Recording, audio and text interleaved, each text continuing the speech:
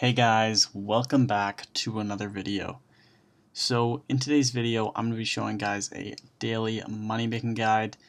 I know a lot of you guys are busy at this time of the year, so I figured that making a daily money making guide would be pretty good right now. So in this guide, I'm going to be showing guys pretty much every daily money making method that I could think of, and you can make a lot of money off them for barely playing, which is why these methods are so great. Anyway, let's get on with the video. So this first money making method that I'm going to show you guys is a classic daily money making method, and it's going to be getting a Viswax. So you can get 600k in under 3 minutes of work, and the only requirements is 50 rune crafting, so that is all you need just to enter the rune crafting guild. Now if you do have 99 rune crafting for the rune crafting cape, the perk on that cape is really useful when doing this method, as you need to pick 3 combinations of different runes. And so rather than guessing the runes to put in for these 3 combinations, you can head to the Viswax friends chat in the forum. I will be posting a link to this friends chat in the description down below. And so pretty much you'll see slot 1, slot 2, and slot 3. So slot 1 is always going to be guaranteed for everyone. So body runes will give you 30 Viswax, earth will get you 27, air will get you 29. So you can pick either one. I'll probably pick air just because air is really cheap, although body is pretty cheap as well. And then for the second slot, you have an option between nature, water, or steam. And now this is different for everyone, so you have a 33% chance of having any one of these 3 combinations here. And then slot 3 is always random, although the rune crafting cape perk will tell you what slot 3 is if you do have that cape. So it is really useful for this method, as slot 3 actually gives you 40 Viswax, whereas the other 2 slots give you 30 each. So I'm going to put in air, and the second slot was not mined, so I know it's something else, so I will try earth in slot 2, and let's go water in slot 3. And as you can see, I'm getting over 90 Viswax, which is always pretty good. I usually accept it if it's over 80, sometimes over 70 if I'm having a hard time getting more than that. But as you can see here, it's pretty good money, over 600k. It's not really factoring in the costs of the runes, although the costs are very minimal. So now moving on to the second daily money making method, that is broad arrows. Broad arrows is a really simple method. You can make an easy 120k in 2 minutes. All you have to do is have access to 2 different Slayer Masters. And so pretty much you go to both of these Slayer Masters every day, and you'll want to buy the 3000 broad arrowheads. So you buy it for 150k, and then they sell for just over 200k, about 220k. So you're making about 120k per day doing this. It can be super fast. You can actually do it in under 1 minute if you have the Slayer skill cape. So this is a really easy daily money making method that pretty much everyone can do, and it makes a little bit of money on the side, so it's not bad to do. And this next daily money method is one of my favorites. It is making Bakriminel bolts. Now I do have a guide for this on my channel, so I will be linking the guide, the full guide to the Bakriminel bolts in the description down below, but you can make 500k in about 5 minutes of work. And pretty much all you have to do for this is head to the bloodwood trees. And so once you chop these trees down, you'll get these bloodwood logs, and you'll simply want to fletch them into the Bakriminel bolt shafts. And then you'll want to use the Bakriminel bolt tips that you will have to buy from Mammy Rimba's shop. You want to attach them onto the Bakriminel bolt shafts, and then there you go. You'll have the Bakriminel bolts. And if you don't know where Mammy Rimba's shop is, you can see it right at the Edgeville Lodestone. It's just a little bit north of there, so it shouldn't be hard to find at all. And so here are the locations of some of the bloodwood trees. So personally, I only go to the 3 bloodwood trees that are located in the wilderness, as the other 4 trees do require some type of requirement that I personally don't have. But it is worthy to note that the wilderness trees do give you more Bakriminel bolts than the ones that are in the wilderness, so there isn't really necessity to go finish those requirements just to have the few extra trees if you don't already have them completed. And the other trees, so the one other on the map that you saw required the Ritual of Majoret.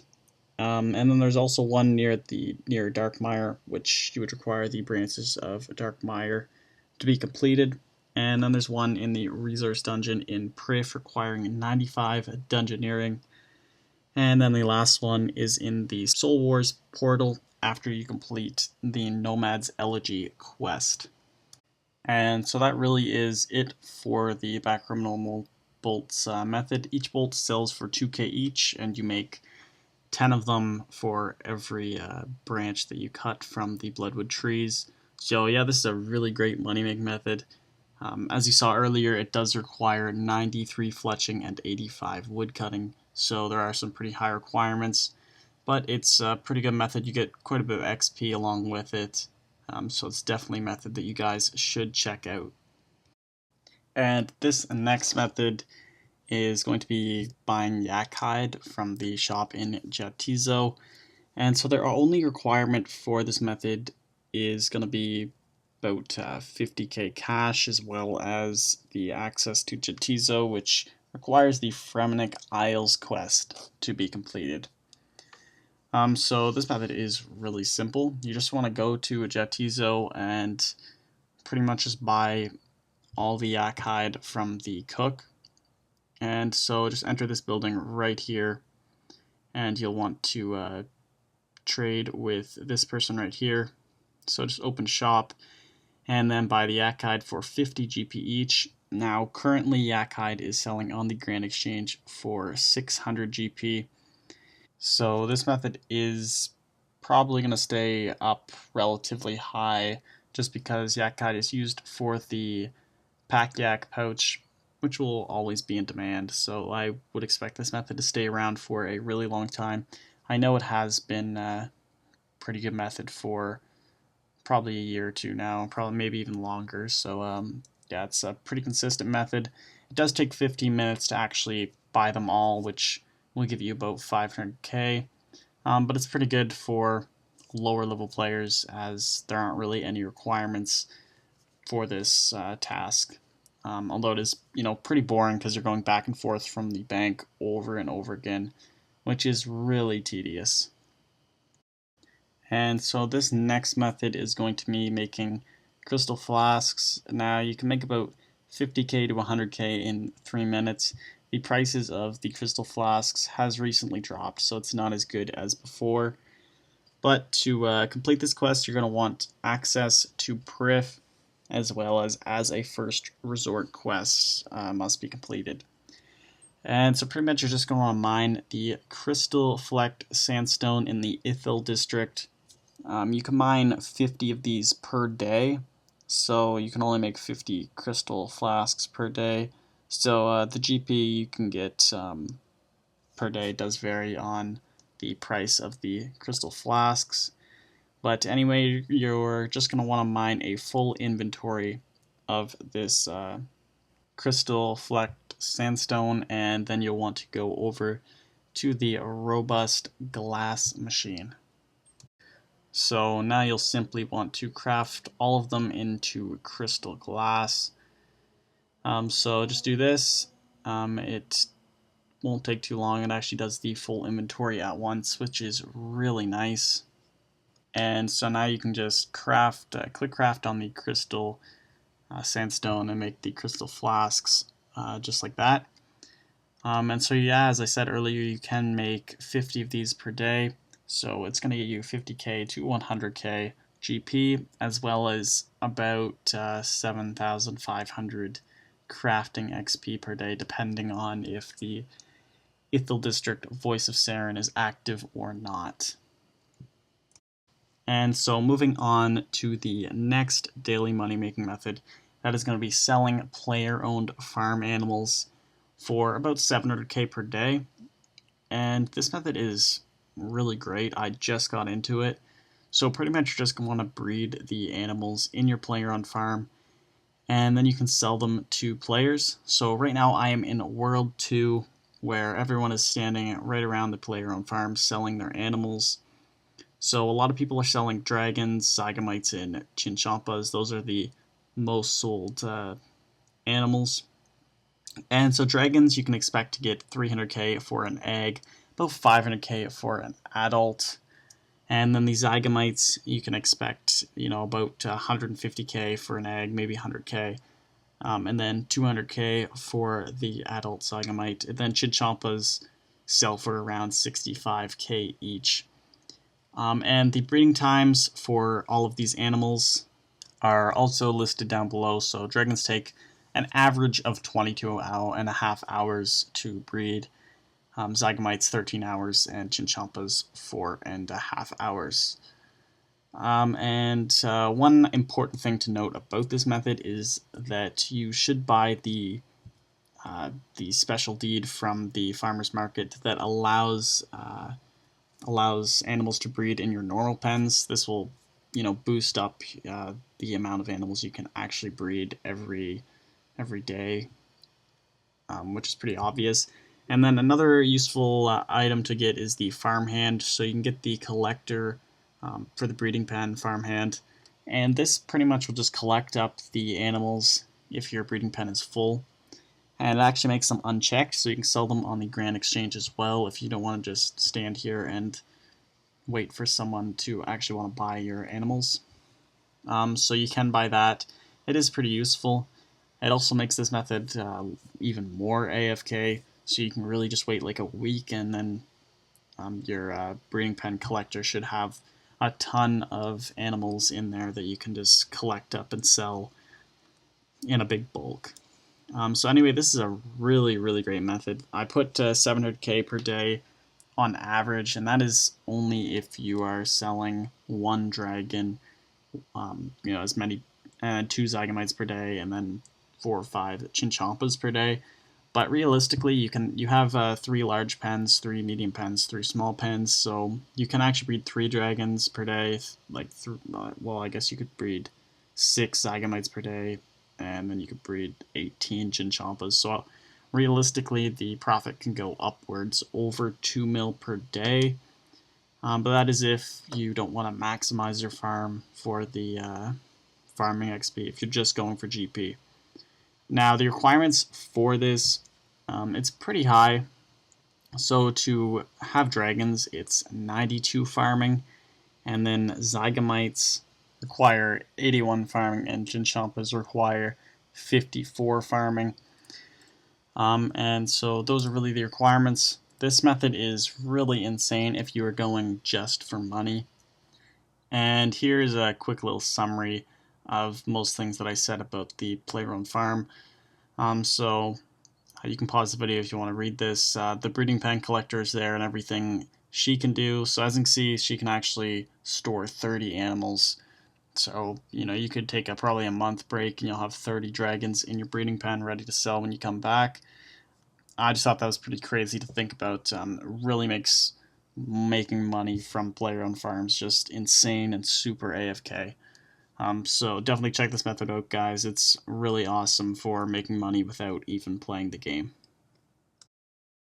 And now moving on to the next method, that is going to be high alchemy with the Alchemiser. So currently I only have the Alchemiser 1, although as you can see, the Alchemiser MK2 is so much better. So the Alchemiser 1 actually has a cost of 968 GP per unit that you put in, which is really high. Rune Salvage right now, you're making about 900 GP profit on the Alch, so if you put it in the Alchemiser, you're kind of losing money, which means to actually make pretty good money on this method, you will need the Alchemiser MK2, and this requires 108 invention, and using the Alchemiser MK2, you can get 600 Alchs per day at a cost of 545.5 GP per unit. and you can store it up to a max of 5,000 units, and this will take over 8 days to complete. And the Alchemiser MK2 is so good because you only require 1 nature rune per alch. You actually don't require any fire runes at all, which makes it so much better. And it also goes so much faster than the Alchemiser, which will make you some pretty good profit. Now, the only downside about this method is that you kind of have to figure out what items to alch on your own, as there aren't really any high alch calculators that are up to date as of the mining and smithing rework. I do know that rune salvage is profitable. It's about 900 GP per rune salvage that you make for profit on the alch. So you could just buy 5,000 of these every 8 days, and then put them in the Alchemiser to make the profit. As I said, you can get about 5,000 every 8 days, which would actually equal out to about 2 mil. So about 2 mil every week from using just rune salvage, huge rune salvage. And you guys can check some other items to see if they're profitable. Just check the green exchange price and then the alchable price, and pretty much you'll want to see if the gap is higher than 545 for the MK2 and higher than 968 for the Alchemiser. Although I'm pretty sure the Alchemiser won't be profitable for very many things. And so just to give you guys an idea of some profitable items, obviously there is the rune salvage, but there's also battle staffs that are usually pretty profitable, as well as some Yak-hide equipment. So you guys can check that out and see if they're profitable for you. And so this next daily money making method is going to be flipping. And of course I had to put flipping in here just because it is the best passive way to make money in RuneScape 3. Now, it does kind of take a certain skill. You do need to understand the market in RuneScape and pretty much the economy, and if items buy and sell, what they buy for, and why. So it does require some kind of in-depth knowledge into the game, but you can actually make a lot of money off flipping as well. If you are a beginner and you don't really know how to flip, I do have a beginner's flipping guide on my channel, so I will be linking the link to that video in the description down below. But essentially, flipping, all you want to do is buy items for their low price and sell them for their high price. And as you can see with what I'm doing right now, I am trying to instantly buy these frost dragon bones, and then I will instantly sell them just to find their buy and sell price. And so essentially you will want to look into the sale history, and as you can see, you sold them. Well, I sold the frost dragon bones for 12,751, and then I bought them for about 100 GP more than this, so I'll buy them for 12,751, and then once they all buy, I will sell them for the higher price, which will be 12,800 is what it was. So yeah, that's pretty much it about flipping, but I do go into much more in-depth in that video that I will be linking in the description down below. Just to go into it a little bit more, there are a few different types of flipping. There's merching, and there's high volume, low volume flips that I talk about in that video. But I'd say one key about flipping is just be patient. If your item isn't selling, then don't panic. Don't sell it for a really awful price so you lose a lot of money. But then again, you do need to be careful so that your item doesn't actually crash and go, and you lose a lot of money off it. So flipping does require, a little bit of skill, actually. A lot of money, but a lot of skill and intensive knowledge about RuneScape 3. But anyway, that is it. This is the last method in my daily money making guide. So I really hope this was helpful, and some of these methods you guys will actually be able to use to make some money while you're busy with whatever it may be. I know I use many of these methods to make, a little bit of passive cash while I'm not really playing very much. So they are really great methods to use, and you guys should definitely try some of these out. Personally, my favorite is the player-owned farms money-making method, which is why I went over it a little bit more. You can make so much money out this, and you barely need to check it, which is the best thing. So, yeah, guys, definitely check out some of these methods. They are really awesome. But anyway, guys, if you liked the video, please hit the thumbs up button. It really does help. And subscribe for more RuneScape 3 content. And anyway, guys, I'll see you in the next one. Peace.